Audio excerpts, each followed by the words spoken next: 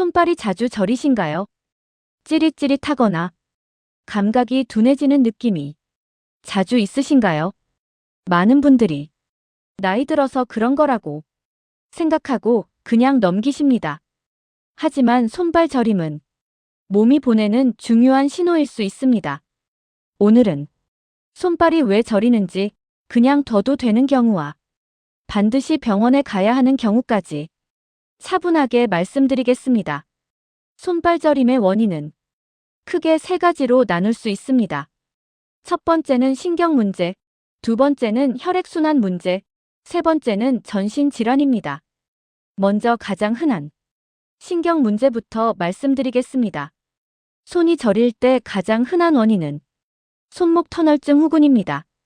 손목을 지나가는 신경이 눌리면서 생기는 증상입니다. 엄지, 검지, 중지가 저리고 밤에 더 심해지는 경우가 많습니다. 아침에 일어났을 때 손이 굳은 느낌이 들거나 주먹을 쥐기 힘들다면 의심해 볼 수 있습니다. 집안일을 오래 하거나 손을 많이 쓰는 분들에게 자주 나타납니다. 발이 저릴 때는 허리 문제를 생각해 봐야 합니다. 허리 디스크나 척추관 협착증이 있으면 다리와 발이 저릴 수 있습니다. 오래 서 있거나 조금만 걸어도 다리가 저리고 쉬면 나아지는 경우가 많습니다. 이런 경우는 한쪽 다리만 저린 경우가 많이 나타납니다. 다음은 혈액순환 문제입니다. 손발이 차면서 저리고 겨울에 증상이 심해지거나 색이 창백하거나 파래진다면 혈액순환 장애일 수 있습니다. 말초혈관에 문제가 생기면 산소와 영양이 손발까지 잘 전달되지 않아 저림이 나타납니다. 고혈압, 고지혈증이 있거나 과거에 담배를 피웠던 분들은 특히 주의가 필요합니다. 다음은 매우 중요한 원인입니다. 당뇨병이 있는 경우 신경이 손상되면서 손발 저림이 나타날 수 있습니다. 이를 당뇨병성 신경병증이라고 합니다. 양쪽 손발이 동시에 저리고 바늘로 찌르는 느낌, 화끈거리는 느낌, 감각이 둔해지는 증상이 나타납니다.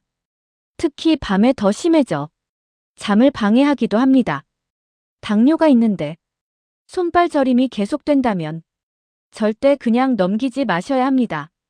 그렇다면 어떤 저림은 괜찮고 어떤 저림은 위험할까요? 잠깐 자세 때문에 저리다가 움직이면 바로 괜찮아지는 경우, 가끔씩만 나타나는 저림은 큰 문제가 아닐 가능성이 높습니다.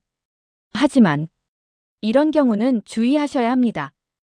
2주 이상 계속 저릴 때, 점점 증상이 심해질 때, 감각이 둔해질 때, 물건을 자주 떨어뜨릴 때, 다리에 힘이 빠질 때, 걷는 것이 힘들어질 때는 반드시 병원을 방문하셔야 합니다.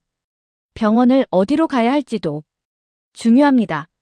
손 위주로 저리면 정형외과나 신경과, 발 저림과 허리 통증이 함께 있으면 정형외과, 당뇨가 있다면 내과나 신경과를 권합니다. 원인이 확실하지 않다면 신경과를 먼저 가셔도 됩니다. 이제 생활 속에서 조심해야 할 점을 말씀드리겠습니다. 오래 같은 자세로 앉아 있거나 서 있는 것을 피하시고 중간중간 자세를 바꿔주세요.